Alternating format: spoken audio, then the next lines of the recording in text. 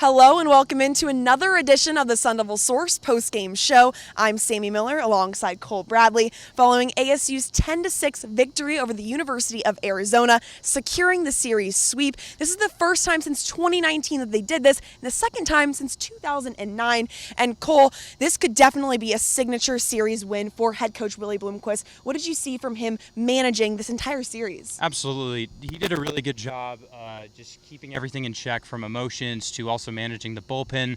This series did a really good job sort of outlining the significance of the rivalry to a largely new roster that has never previously experienced the Territorial Cup before.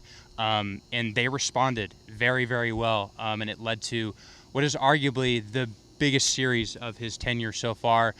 He also got the support from the home crowd, I should say, which set an attendance record this weekend. 17,000, a little over 17,000 people attended the three games this series, which is the most in a three-game set at Muni ever. So he had a lot of things going his way.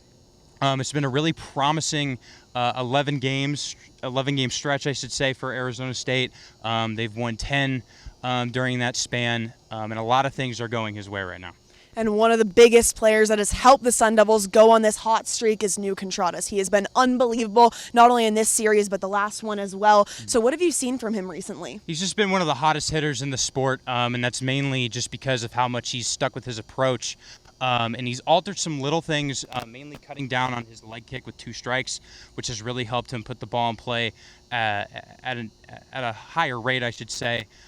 He's also done a really good job of just hitting the ball hard consistently. He sort of touched on that last night after his go-ahead 3-run home run sort of keyed his 3-for-5 night last night in the 7-4 win.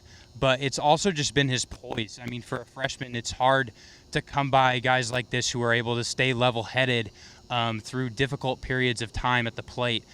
He was hitting 176 through his first 11 games, I think it was. He's raised that number to well over 330 at this point, and it's largely been because he's just kind of stuck with it, and he's done a really good job of mentally putting himself in a situation where he's not getting beat. And that was showcased quite a bit this series. He went 4-for-5 today.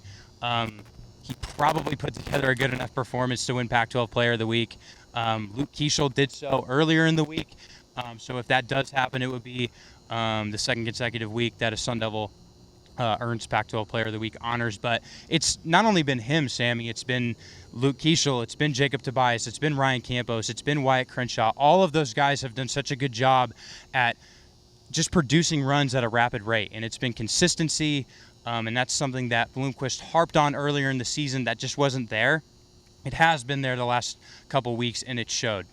And last season, one of the biggest weaknesses for the Sun Devils was their bullpen. This year, it's one of their biggest strengths. So what did you see from them all series long? I mean, just the way Bloomquist was able to manage the bullpen, I think, was the most impressive thing. Because last year, I think he showcased some troubles in terms of just understanding which guys fit where and which roles, how long to keep them out there, understanding times through the order, things like that. This year, he's done a really nice job of sort of figuring out, and he's had a lot of help probably from pitching coach Sam Peraza, but he's done a really nice job of just figuring out, okay, who fits best in what role, and how do I maximize their potential in that role. He's moved Blake Pivarov to the closer spot. He logged a save today. He also logged a save in the series opener. He did a nice job turning around Owen Stevenson, who started in the midweek game against GCU and went 2 innings. He had him close out the second game of the series. Matt Teeding was pivotal as well. He logged an inning of work in the midweek against GCU. He went 3 1/3, I think it was, in the series opener against U of A. So he's done a nice job figuring out who fits best where, who's feeling good, and building off of that. And yeah, going back to what you said, I mean, this was unheard of last year, and I think it also comes with the fact that Bloomquist is starting to figure out which guys fit where and how to manage a bullpen, but also understanding the situation and things like that. Because last year, it was a mess sometimes when ASU would get out to a big lead or even a smaller lead that the bullpen just couldn't maintain. And that's inexcusable if that happens time and time again. It ended up being the biggest factor that cost ASU really their season last year, I think. They probably would have done a lot better if their bullpen was able to maintain leads late. This year, that hasn't been really an issue at all. And Sam Peraza kind of keyed in on it earlier in the season when he talked a little bit about how, the starters who were sort of pegged to be the most impressive part of this, transfer portal haul that they had over the offseason, they've underperformed. The bullpen hasn't. They've done a really nice job keeping ASU in games. So I think that's been a welcome surprise for this coaching staff. And more of, just on top of that, it's been such a blessing for them to understand how to manage the bullpen and string quality innings together.